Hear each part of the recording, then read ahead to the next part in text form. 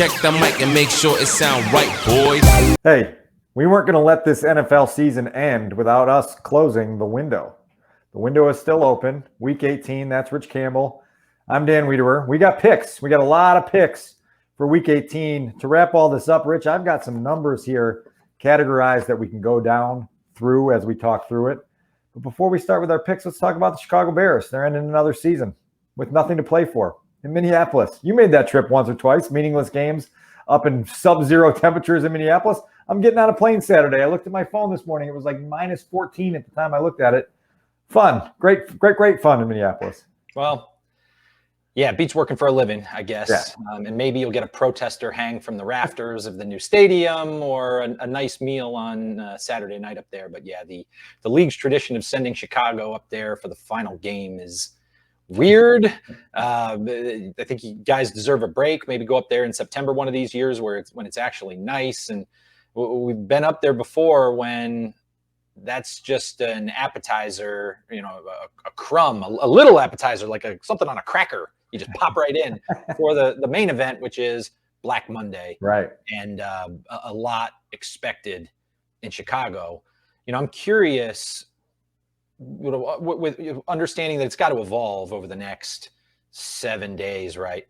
What should Bears fans want to see? What should they want to hear?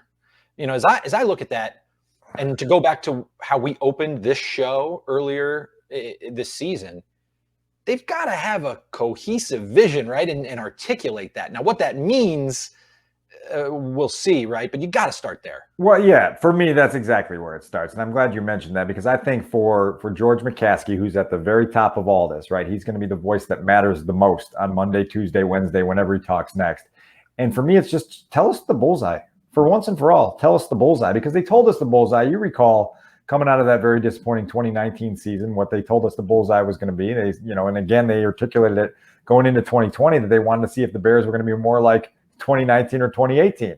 And then they were more like 2019 and nobody did anything about it. They kept everything status quo. Last year, we've talked about it here on this program. They said they wanted to see sufficient improvement or sufficient progress. Well, what does that mean, right? And so if you're going to make changes, explain the changes you are making. If you're not going to make changes, explain the changes you're not making. If you're going to have some combination of change and no change, please explain the distinguishing characteristics of why one person's performance met a certain standard and another one's didn't. And I want specifics. I want to understand how you're going through your evaluation process. One of the greatest criticisms of this organization from outside, from inside, from everywhere is that it's just sort of a gut feel thing too often. They feel good about something, right? And so they say, let's stick with it because we feel good about it. And the questions are always, well, what makes you feel good about it? And you never get a ton of specific answers that allow you to understand the clarity of what you said, the vision, the bullseye. What's the target? That's what I want to hear more than anything. No matter what decisions they make, I want to have somebody in a position of power sit up there and tell the loyal and passionate fans of the Chicago Bears why they're making the decisions they're making, and be able to give someone at least an indicator of okay, this is at least the philosophy they have. And if it's a misguided philosophy, well, then the customers can make their own decisions going forward on how they want to respond to the business, right? Yeah. And as I explain it, articulate is the key word for me, because you're going to hear some explanation, right? But how convincing is it? Yeah. How inspiring is it? And last year it was a collaboration, right? Like they hammered that word and it wasn't inspiring. Well, that's it. And every Bears fan who gives so much to following this team has every reason to dread this, to expect to be let down, to not have faith. I mean, this team does not, and management, I mean, George, starting with George, and then who knows who's speaking beneath him, right? That's part of the mystery that will unfold here. But there's every reason in the world to have no faith that he will offer up an informed, inspiring, confidence-building explanation for what's about to happen here. And even if, whatever he does say, it's ultimately going to be proven one way or the other by results on the field and how Justin Fields develops on and on over the next year, 2-3 years. So it's a long road, but to start it on a positive note is really important. I don't have any faith that will happen. We'll see. Listen, we talked in October about that game in Tampa being a lever loss, right? We talked about it months ago. That's almost 3 months ago now, where we said lever loss, bottom drops out of your season, you never recover. The Ravens lost. That's in November. That's 2 months ago now, where you say, boy, that was when the fire Matt Nagy chants escalated to the point where Patch.com had a report and there were chants to fire Nagy at Bulls games, at wrestling matches, at everything else, college basketball games, South, all things. You've had time to prepare, right? You've had time to prepare an action plan. You've had time to prepare contingency plans. You better have had time to prepare messages, to your point, right? The ability to message is underrated in this scenario because you need to be able to restore faith, I guess, is the word you use, that your decision-making processes are sound and they are going to change 30 years of history that tell you that you're not good enough, right? Like we've rattled off on this show, talked with Deion Miller, friend of the program, obviously, earlier this week about Ted Phillips's 23 years here and the number of playoff appearances, the number of last place finishes, the number of double-digit loss seasons. It's lopsided, right? It's lopsided in one direction. And when you go through all that, you have to be able to say, okay, this is why this person belongs in this role, hiring the people that hire the people who pick the players, who put the players in position to win football games. And if you can't do that, then no one in the outside world should really give you the benefit of the doubt on anything. Well, and that carries over to the pool of applicants that they'll be pursuing. And so it's so important to remember that none of this happens in a vacuum. The Bears enter a labor market competing with other teams for the best head coaching talent they could find. You think there's only one franchise out there that wants to develop a franchise quarterback? No way, right? There's a competition for these leaders, these coaches, someone who's going to get the job done that haven't been able to pin down for decades here. And so they've got to win over those who are listening, those who are interested, those they've got to convince to come here. Let's say Ryan Pace remains with the organization in a management role. They're going to have to do some convincing behind that about why is this the best way. Ryan is unproven to this day, unproven as it measures against success, at least. How would you justify that to candidates? So much goes into this. You're right. It's a difficult spot for management of a team to be in because you always want to put into the season what the season deserves.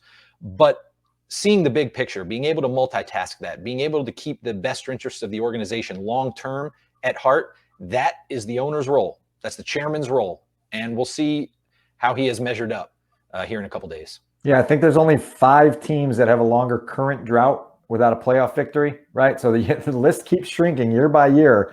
There's teams that fall off that list that win a playoff game, and you go, boy, it's all the way back in 2010.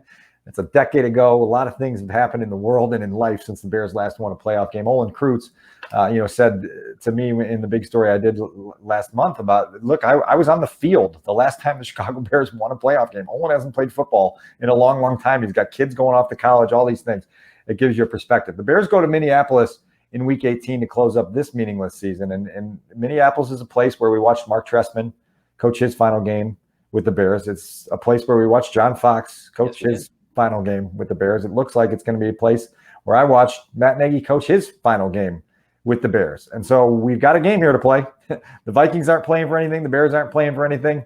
Let's handicap it. And I will also give you the numbers on our Bears picks once you give me some of your thoughts on this game. Sure. Well, first, let me give you your due here. You see my my attribution in the title box. You had a great season in the window. I was out to a big lead early on, and you closed the gap and pulled away. So hat tip to that. And like I said, if someone out there watching put $10 on every one of our picks, you'd be about $250 richer right now. So we'd like to think that we supported our viewers as much as you guys have supported us. This game is so difficult to gauge, right? Motivation, attention to detail, the professionalism that goes into this.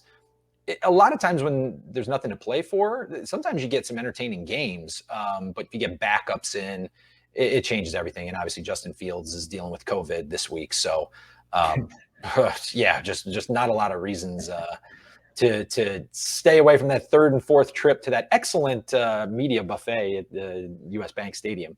I've got the Vikings. I think with Mike Zimmer seemingly about to meet the same fate as Matt Nagy, that they play hard for him and they go out with a win on home field. And the number is 5.5. Is that what you have? 5.5. Yep. That's what we're working with. So I have the Vikings winning the game Okay. I want to lay this out there because obviously from your time at the Chicago Tribune, we have to put a score in the paper every single week on these scores. I am 15-1 picking the winners straight up in Bears games this year. Very nice. Never had a year like that. Very Trying nice. to get to that elusive 16th win here this weekend. But I'm picking the Vikings with a Bears cover. Okay. The Bears beating the spread and staying within 2 points in this game, in a closely fought game between two teams that are playing hard for their beleaguered coaches, right? And so that's where I see it going. What's your loss? What's your one loss on the Vegas final score? Vegas. Okay. Yep. I thought the Raiders would win that. The Bears went there and took care of business there. So that's the one.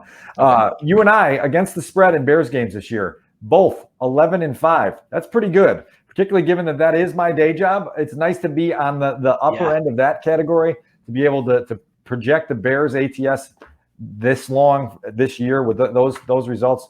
That's going to make people more money than some of these other categories that we're going to go down. How about that? I think that's probably better than I ever did when it was my day job. So go figure. So look, this is a rubber match. Obviously, you're going with the Vikings. I'm going with the Bears on the line. So there it is for that category. Good. The game of the week category, I have a 1-game lead on you in this: 8-9 versus 7-10.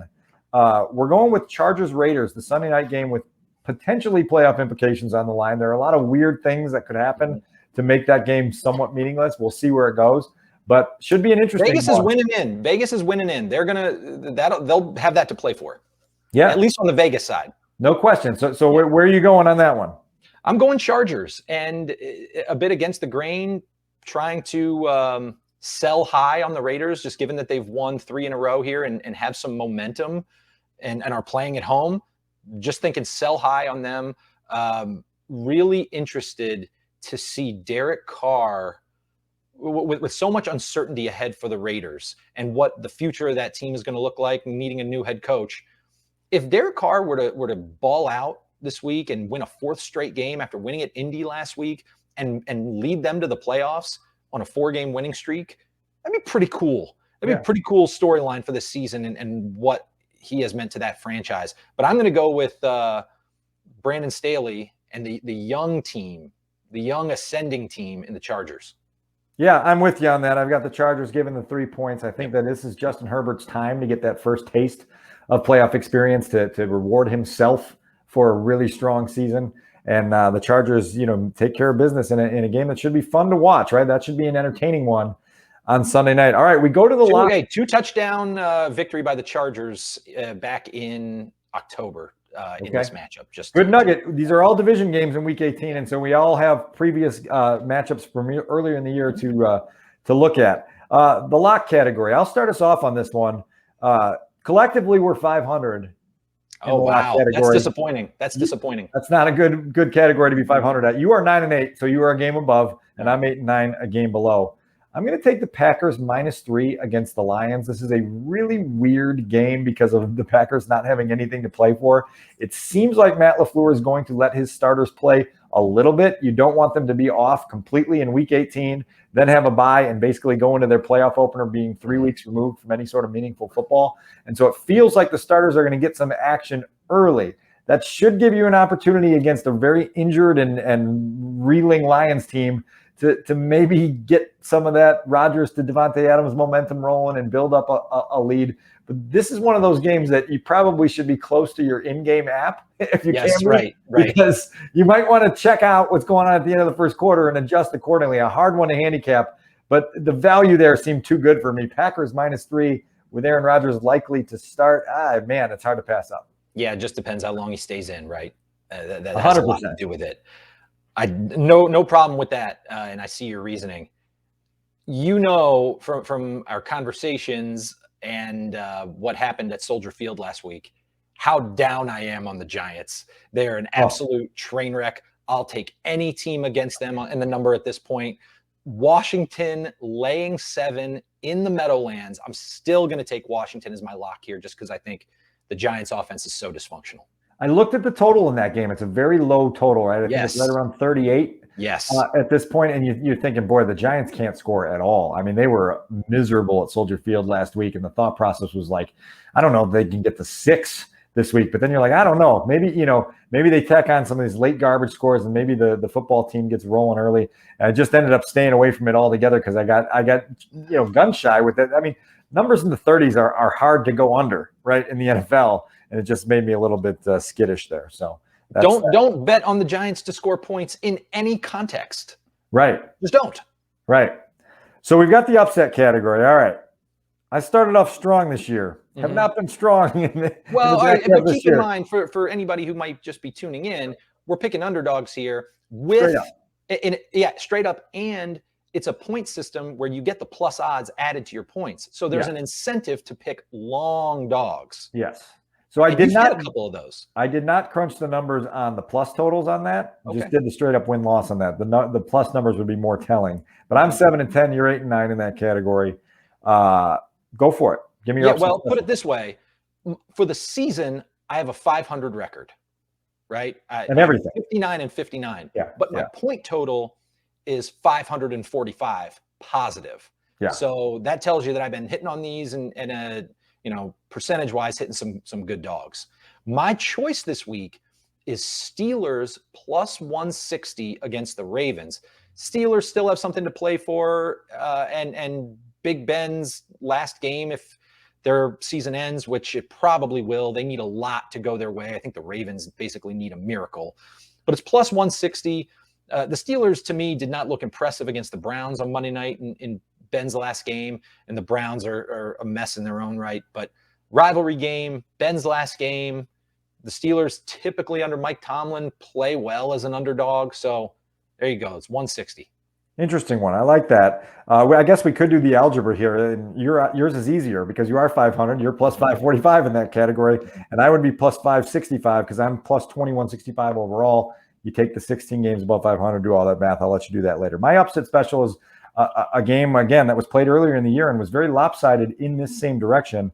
49ers in mid-November handled the Rams 31-10 on Monday Night Football. That was a game where it was like, Rams are in trouble. The Rams have bounced back considerably over the last month and look like a legitimate threat to go deep in the NFC playoffs, if not to the Super Bowl. But Jimmy Garoppolo might be back under center for the 49ers in Week 18. It just feels like that's a matchup that sort of caters to them a little bit. And so that at plus 185, I circled that one for my swan song in the upset special category. I like that. Kyle Shanahan, Sean McVay, longtime friends, go back to my time covering both. You made them friends, right? In Washington.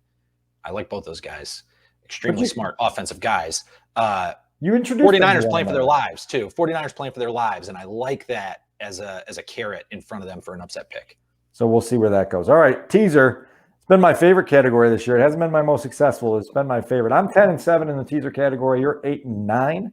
I'll give you this one: Cowboys Eagles over 37. All right, let's do that, and then let's pair that with the Bucks -2 against the Panthers, who they throttled just a couple weeks ago. This is one of those weird matchups where the two teams played, twice after week 14, and so here we are, and that's it. Cowboys Eagles over 37, Bucks -2. How much is Tom Brady going to play for Tampa? What do they have to play for? That all factors into it, right? Sure does, but the Panthers are a mess. Yeah, they are. All right, like that. My teaser here, Colts, I'm going to bring it down to -9 at Jacksonville. Colts are winning in. Jacksonville has been a very difficult place for the Colts to win recently. You'll remember last year, they lost there in week 1, and then the Jags never won again. Yeah. And the Colts are coming off a loss against the Raiders at home. If they had won, they would have clinched a playoff spot. So they've had to regroup. And so I think they go down to Jacksonville. That team also a mess, already looking forward to the offseason. And I think they take care of business. I think they're so well coached that I just think they're going to really handle it. And so bring it down under the key number of 14 and 10 to 9. And then I'm going to go with Washington again. Bring Washington down to 1, and just Washington by 1. Given 1 against the lame duck Giants, the terrible Giants. Feel like it's a safe play. All right, I like that. Just for fun category. I don't know why this is fun for me, but I'm taking the Texans. Okay, they're 10-point home underdogs. I like this against the Titans. I gotta say, I will say this, and it's contradictory to what this pick is, but the Tennessee Titans and what they've done this year is a testament to who Mike Vrabel is. And so, as we kind of reflect on where the Bears are, and as they seek out, a new coach and a new direction, you have to remember that it doesn't have to always be about the hot offensive mind that you can pair with your young quarterback and shoot you to new heights. If you just find a guy who knows how to get the most out of every single guy in his roster, you can be highly successful. The Titans are a testament to that. They certainly are this year. My son asked me the other day at breakfast, he goes, my goodness, I can't believe the Titans are the 1 seed in the AFC. And you're like, you're absolutely right? Like with all they've dealt with, they lose their best player, Derrick Henry, for an extended period of the season, and they just keep rolling. And they beat good teams regularly. Well, let me play devil's advocate with you there. I'm of the belief that running back is what I would call a dependent position. The success of your running back depends on your offensive line. Now, Derrick Henry is an awesome runner, so I don't want to take anything away from him with that comment. But if you have a great offensive line, your running backs to a certain extent are interchangeable. Yeah. And if you build around the running game like the Titans have, but you just make sure your line is awesome. Now, again, Derrick Henry is a terrific runner. Yeah. There's a lot to love about him, so I really don't want this to be misconstrued. Yeah, 2,000 yards last year. but if you have an awesome offensive line, you lose your best player. Your best player is a running back. You can withstand that because your other backs still are able to create and produce behind what your line is doing. Now, in general, to keep a team steady through that loss, of that player, they also had receivers who have been out and a lot of injury issues on offense. So I get it. I'm not knocking your Vrabel pick. But to what extent, though, is a running back a dependent position? And you just think, look, that's a good way to build because it allows you to be resilient and withstand injuries to that position, which gets banged up all the time. It just feels like every time they've had a down, this is going to be a back down to earth game, and then they don't come back down to earth, and you're like, okay, that's a legitimate team that you have to be worried about playing in the postseason. Now, all that said, I just took the Texans getting 10 points against the Titans just to beat the spread. Well, the Titans have dropped games at times where you wouldn't have expected them to, like the Jets. Cardinals in week 1 was a surprising game, but it turned out that the Cardinals were for real, at least at that point. But that Jets loss and just at home, they've stumbled. Lost at the Steelers, at the Patriots. He had the Texans game. So they're going to enter the playoffs here having, they've won 2 in a row, and having beat the Niners, that's something. But they're 500 in their last 6 games. So we'll see where they end up. For me, I'm on that Rams 49ers game. Okay. Because I'm interested in those 2 coaches and what those teams are. And I think the Rams, I have no problem with the upset pick by the 49ers, especially if you're getting value, you're getting the plus money, plus odds. But I'll go Rams 4.5 as well. That team is locked in with the division title in focus. Not too far removed from a Super Bowl appearance. And this seems to be what they're built for. And it wouldn't surprise me at all if the Rams, let's say they go on and win the Super Bowl. Then you zoom back out a little bit more and go, oh, yeah, this team has been building to this accomplishment for a few years now. They have been ascending, and maybe we didn't see it because the Packers were a little bit better, or the Chiefs were the big, flashy toy. But really, the Rams are built with a lot of win now stars. So I say they take care of business and cover the 4.5 against San Francisco.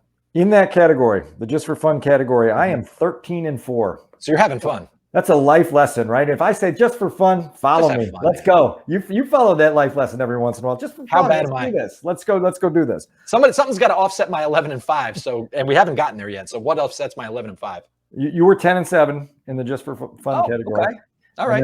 And we're going to get to some. My NCAA. We're going to get to some of your offsetting here. The college special, right? Usually this was our Saturday fun. This is going to be Monday night fun with the national championship game, Georgia and Alabama. We only have one game to pick from here at the end of the year. We used to have a lot, and you struggled. You struggled mightily in that category. 6-11 picking the college games this year. That brings you back to 500. I'm at 10-7, and I'll let you go first in this one. But I'm not even hesitating on this one. Not even a little bit, locking it. Okay. So the ground rules for this pick were to pick any wager. You can do anything on this game. And so what I've done here is looked at the quarterback passing yards props. Okay. Bryce Young, they've set his total at 306.5. Okay. In the SEC championship game on December 4th, the 41-24 Alabama win, Bryce Young, 26 of 44, 421 yards and 3 touchdowns. And the total is 306.5. I'm going to go under.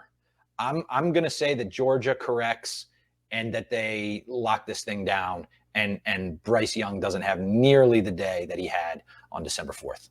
I agree with you, and that's why I'm picking Georgia, giving the 3, and locking that thing as hard as I've locked anything all year, because I just think this is their time. You guys asked me last week on a separate text thread on why I was so confident in Georgia against Michigan in the semis, and it was just like my rationale was Georgia's played 2 bad quarters all year, and they were against Alabama, and they got them behind, and then they got a little bit fidgety and antsy and made some uncharacteristic mistakes because they just got a little bit frazzled in a big game moment. I don't think that's going to happen twice. Did you get that pick of Georgia right? I did. Yeah, they beat Michigan. By the end of the first 10 minutes of that game. My gosh, it was a great pick. So, yeah, I just think it's there. Listen, maybe Nick Saban truly does own Kirby Smart, and this is just, fool's gold here that's sitting there that you're taking. But this Georgia team has been much more complete from August until now than Alabama has been all season, except for one Saturday when they played, right? And so I just think on a Monday night that it's going to correct itself as you thought, and Georgia wins this one, maybe by double digits. Yep, I'm with you for this type of correction, and really interested to see how Georgia responds, because as you watch that game in December, it was like, what team is this? Yeah, the big plays by Alabama, the inability to tackle, not to control the line of scrimmage. It was so uncharacteristic. Silly turnovers, right? Like just all sorts of stuff. Yeah, so we'll see if it's another coronation for Nick Saban or a bit of a change into the guard there. Well, listen, this has been a long 4+ months, really. I think back to when we got together in August in Nashville, just sounding something out on a golf course, courtesy of Scott Mooch Murkowski at the Governor's Club there out in Tennessee, and said, hey, what if we just jump on the YouTube and just talk every once in a while and then sound out football and make some picks and see where it takes us. I know I've had a lot of fun. I think our viewers have had a lot of fun. You had any fun? Yeah, I've had some fun. And just for fun, jump on the YouTube, and you did it. It wears on anyone who has to closely follow a team that consistently disappoints, consistently underachieves. So you try to have some fun along the way. In too many ways, these are talking points and perspectives that you and I don't have to formulate freshly. You just dust them off. You just dust them off. And it's really sad. Folder right here, right? Yeah. Just pull it out. It's really sad. Hopefully, for the sake of every viewer, right? Like if you're sticking through this video to minute 28, you're living and dying with this team. And so hopefully there are some better days ahead for you, because it's just painful to watch a team fall flat as often as the Bears have, and really to give you no hope. Let's see if they can rekindle some hope. And too often, that's all there has been until it's gone, right? So, we'll be there to break all of that down as well. So stick around. We definitely appreciate everybody following along with us and making picks all season. And I'll tell you this, like, we're not done making picks. This is the end of the window, and we'll figure out where it goes. But I will tell you, Moneyline Ryan, who you spent some time with a little bit this week, is eager to get back on the channel at some point in the postseason to break down some of these playoff games that are upcoming. The last time Ryan came on the channel was on Super Bowl Sunday, and he didn't do so well with his prop bets, but he has come a long way in his football knowledge since then and has been making the picks every single week. And so we got to get him back on here. Maybe it'll be me, you, and Moneyline Ryan in a little 3-screen thing, and we can put his knowledge to the test, because it's growing by the week, and it's actually kind of frightening me a little bit. Well, it's a daunting challenge, because when someone watches Man in the Arena and gets that frame of reference, right? Like that's his only frame of reference, that level of excellence and intensity.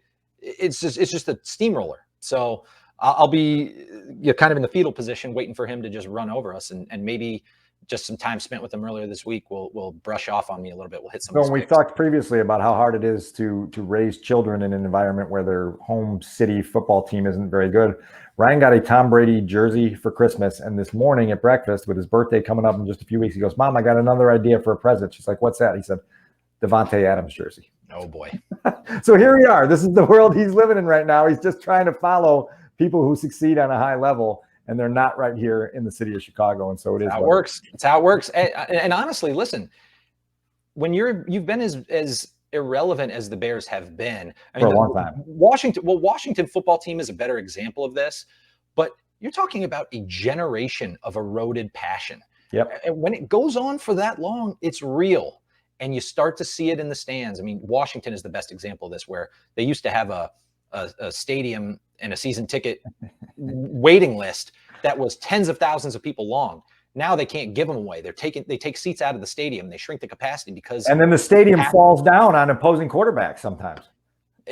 Metaphorically and literally, and that's what you get. So you can't count on the passion forever. It's got to be rewarded at some point. We'll see if George McCaskey acknowledges something like that on Black Monday. Yeah. Well, thank you, Rich Campbell, for signing up for this run this season. I think we're going to put our brains together and come up with some evolution for 2022 and take this to a new level. But it's been fun. I'm glad we did this, and I'm glad that you lost to Dan. Yeah, that's always good to hear, right? So thanks. And also, I meant to tell you, I forgot to say this at the outset. Each one of these points that we've been playing for is worth $1, so you owe me like $160. Okay, yeah. Checks in the mail. All right, thanks.